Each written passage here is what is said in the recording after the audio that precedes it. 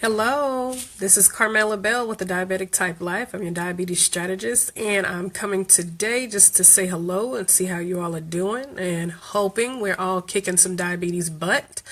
I was just recently writing, or I decided to post a blog post that I had written and never shared. And I decided that I would let you all know about it so you can go check it out and see what you think. I'm curious as to your feedback, comments, questions, but mostly share it.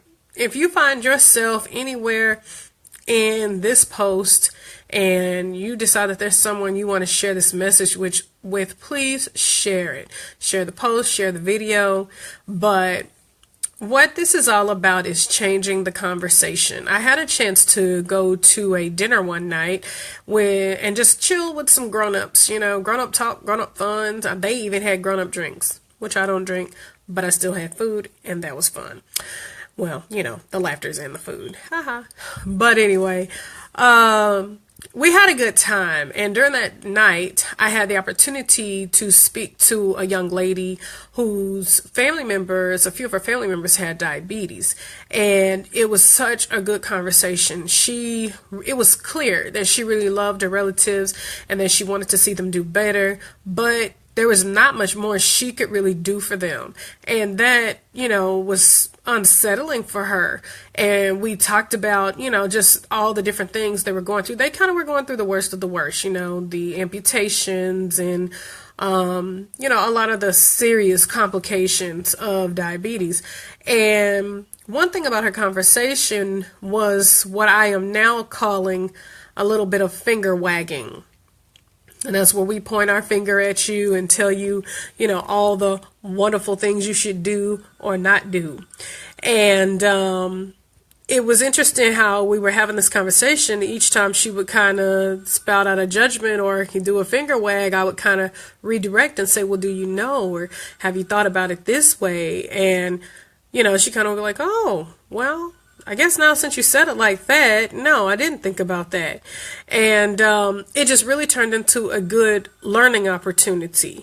And the learning opportunity was, in as much as all of our relatives and loved ones care about people with diabetes, because this is mothers, fathers, husbands, sisters, brothers, nieces, nephews, cousins, friends. This is everybody.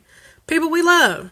As much as we love those people, we want to help them sometimes. And some of the things that we say and do that we think are helpful, they're really not. They end up doing just the opposite of what you think they're intended to do. So that is what inspired me to write this post, that I know you are, I know you're trying to help, but I know you mean well, but it's not helping.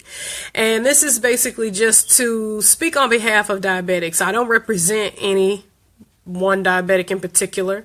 I know a few people who landed in some of the different issues and probably would have appreciated somebody saying these things. Because a couple of things about diabetics that I've learned is that they are super strong people. Very strong people. One, you kind of got to be to deal with diabetes every day and still live your life. Not, just curl up in a ball and do nothing. So they have to be really strong people just to get through every day. And what this sometimes means is that they won't ask for the help they need. They will sometimes feel like, to ask for help, it might be a sign of weakness because they should already know this or should already be further along, or they should just be able to handle it. But we get help with exercise. We get nutritionists. We have doctors who help us. We have teachers who teach us all kinds of things. So for diabetics not to get diabetes educators or diabetes strategists like myself, it definitely doesn't make sense. But sometimes it just is what it is, and they're not going to ask for help. So what I wanted to do was, instead of talking to them today, I wanted to talk to their loved ones and their friends who are in their space. So what I just want to talk to you about, I'm looking over here at my notes to make sure I don't forget things, is that for most of the people watching this, is probably not for you, because you're probably not a finger wagger. You're probably not, somebody spouting off things that you don't really know a lot about. But in the event that you know those people, we know it's not their intention. They are well-intentioned, good people. They just could be doing this better. So I just want to share just a few things that we have to keep in mind. Before your loved one became diabetic, you all ate the same things. You went to the same places. You drank the same things. We, a lot of times, will bond around food, especially, here in America. So to eat breakfast, lunch, and dinner with your friend and Monday through Sunday with your friend before diabetes, and to after diabetes think that they're just going to stop liking those things and they're going to stop doing those things, it's not realistic.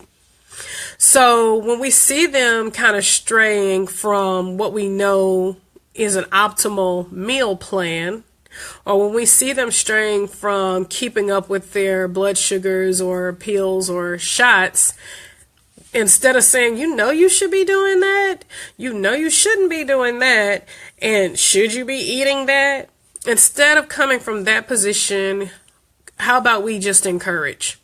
Even if they're not doing what they should be doing now, encourage. You know what?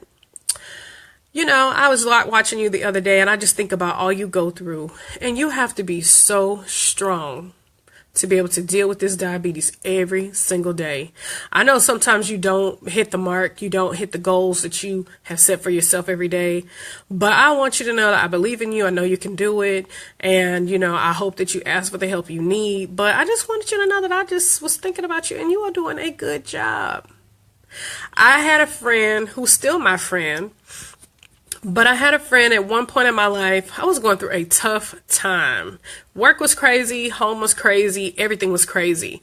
But one thing she would always do was compliment me. You are such a good mother. I'm like, what, huh? What are you talking about? I mean, I know I'm not a bad mom. I'm a pretty great mom. But when you're in the thick of things, I'm not thinking about how great I am as a mom. I'm trying to, strategize and solve problems and do all kinds of stuff. And, I'm not thinking about how great a mom I am when I'm all in the weeds, as I say. And, but she was so consistent and so good about complimenting me, and it just light me up. It would basically give me, a few extra breaths that I could take to help get me through some tough times, just to have somebody kind of acknowledge, you kind of are doing a lot. It's a lot on your plate, and you're doing pretty good at it. It did wonders for me. It wasn't even just about confidence. It just was, I don't know, confirmation and maybe confidence, but just somebody saw what your real life is. And they were like, you're doing a darn good job. It meant everything. And as much as I didn't maybe want it to matter, it did matter. It was important. And it wasn't like she just every day, blowing me compliments, but on a regular basis, she would acknowledge the effort that I put into creating a good life for my husband and my kids. And it helped me so much. And when I was in a rough place. So I want you to think about this when it comes to our diabetic friends and loved ones. Let's think about how we can encourage them more. How we can lift them up more. How we can try to just be of better support. So on top of giving more compliments, let's ask more questions. If you're confused about something, or you maybe see a discrepancy. Yesterday they said they were going to stop eating as much bread, but then today they have a plate full of bread. Ask some questions instead of saying, didn't you say you weren't going to eat all that? Ask some questions. Hey, I know we were talking about your new meal plan the other day. Did you change your mind? Like from what we discussed? And they're going to be like, what? Well, I just remember you said you weren't going to eat, a whole bunch of bread, but, and then we kind of look at the plate. I see you kind of have a little bit more on there. You might laugh, you might not, but you're just asking the question, did you change your mind? That's different than, man, you need to put that bread back because you said you weren't going to eat that. I mean, that doesn't make anybody feel good. And so in addition to asking more questions and giving more compliments, we want to also stop assuming that how they're, what it's like to have diabetes. You probably had a grandmother or an aunt and you saw them go through some things, but unless you've been diagnosed and unless you are under the burden of having to test, prick, and stick, and pop, And that's finger sticks, pills, and shots. Unless you are under the burden of having to do that for yourself or someone else every single day, you don't get it. I get that diabetes is not cancer, but it's not easy. And I just need us to not act as if we know what the struggle is like if you are not a part of the crew. So, on top of that, offer them more help. You know, like I said at the beginning, a lot of diabetics are not going to ask for help. They are stoic and strong and heroes and sheroes. They're not going to ask you.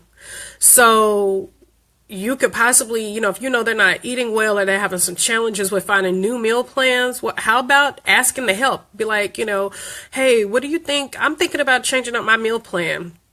What do you think about us like planning out some stuff together? Or what do you think about us going to the store together so we can get some healthy foods? Or how about I come over and help you meal prep? They already went to the store. They already picked out the food they wanted.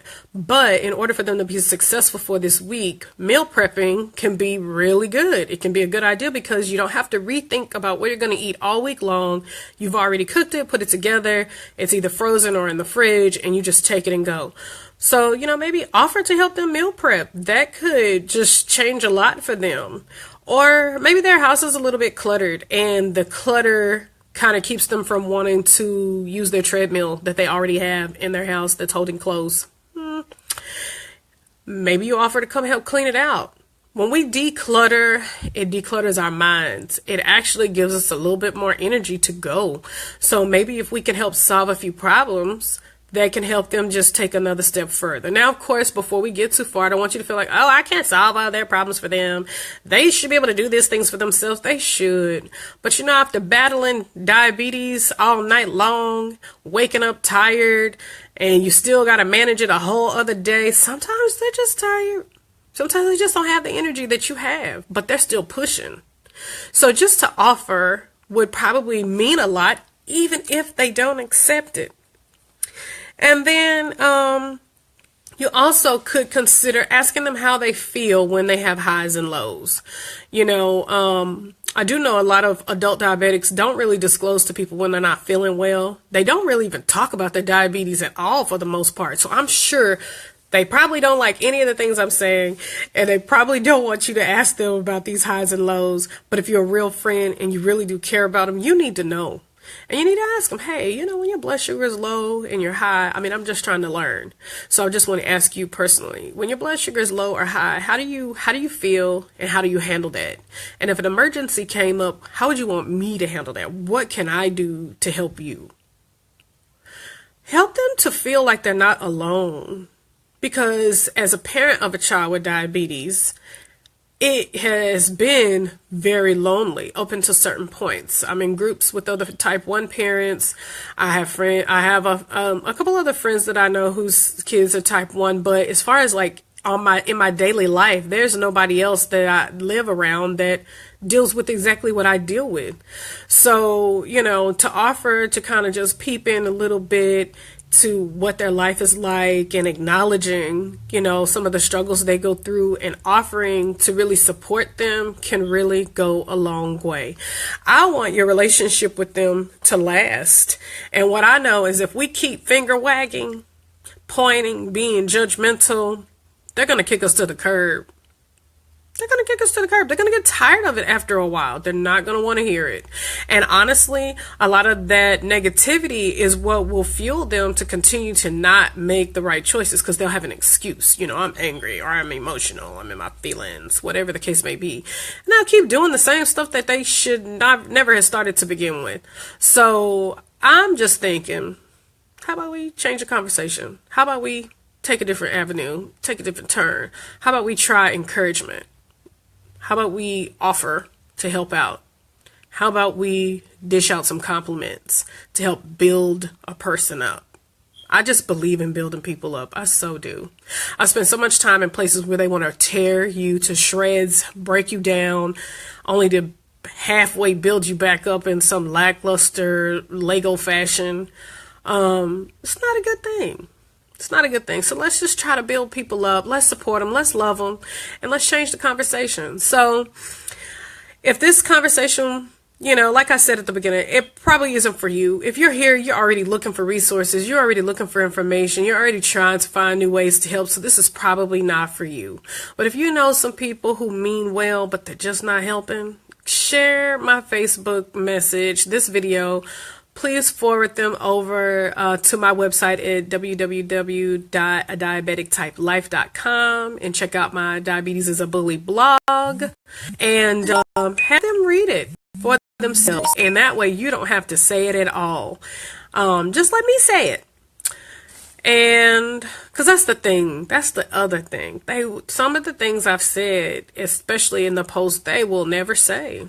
They don't want to hurt your feelings. They don't want you to be angry. Although you probably have said some things that hurt their feelings, that made them angry, but they didn't tell you. So that's why I'm telling you, because I know you mean well and I know you love them. So let's love them right. Anyway, I hope this is a message that was helpful. Please leave any questions or comments in the post. Share the page, share the page. Send this out and get some people to like and share and find out what we're doing here, because this is about one less amputation. This is about no more blindness. And we need to spread this word. We can take our health back into our own hands. But I'll let you go for now. Be well and test often. Carmela Bell.